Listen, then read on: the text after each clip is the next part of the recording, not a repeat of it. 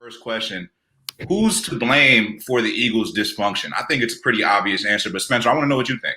So it's a combination. I mean, everything's a combination of Jeffrey Lurie, the owner, Howie Roseman, GM, Doug Peterson, head coach, and then the golden boy, Carson Wentz. So if we go to back to January, January 18th, I think 2016, Peterson was hired. That's what I have down here, and he replaced Chip Kelly, as you know, who was a complete bust.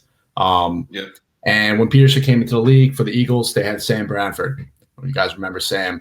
And tough time. So but they hired Doug to go in with the plan, right? So Doug's plan was, let's go out and get Carson Wentz. So they drafted him in 2016, right? And in 2018 they ended up winning the Super Bowl. Wentz went off 2017 season, MVP season, tore his ACL. And then from there, it's been all downhill since that Super Bowl.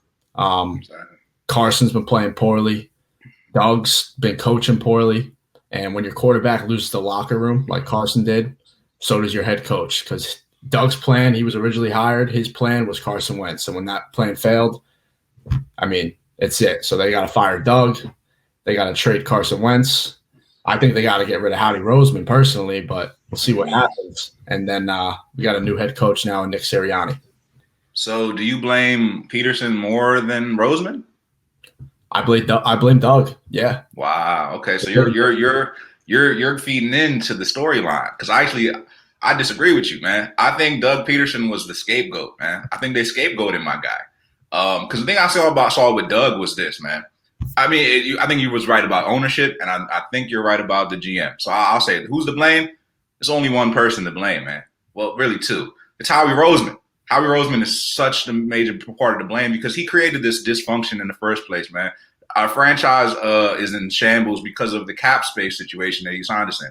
One thing about being an NFL GM, and I'm not trying to be critical, but I am a little critical. So, and you got to pay a player for what he's going to do, not for what he did, right? So when you sign a guy like a Brandon Graham and you sign guys like Jason Peters, Darren Sproles, Alshon Jeffrey, it's like almost like you're coming into a cookout and you're bringing expired meat.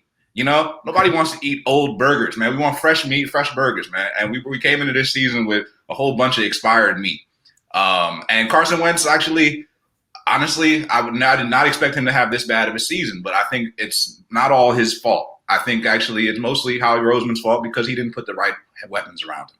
Offensive line was obviously terrible. And then we had no receivers for him to throw to. And then throughout his tenure, he has never drafted well, I can go on for days, but we can go right into last year's draft and see Jalen Reagor got drafted with the Eagles' first-round pick. Justin Jefferson went the pick next. I seen the video of the Vikings war room. They started laughing.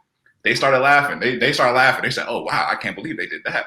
Go ahead and run that pick in, guys. They sprinted to the podium to go get Justin Jefferson, and then years before that, they took Jordan Matthews prior to Devontae Adams. We obviously know the skill level there.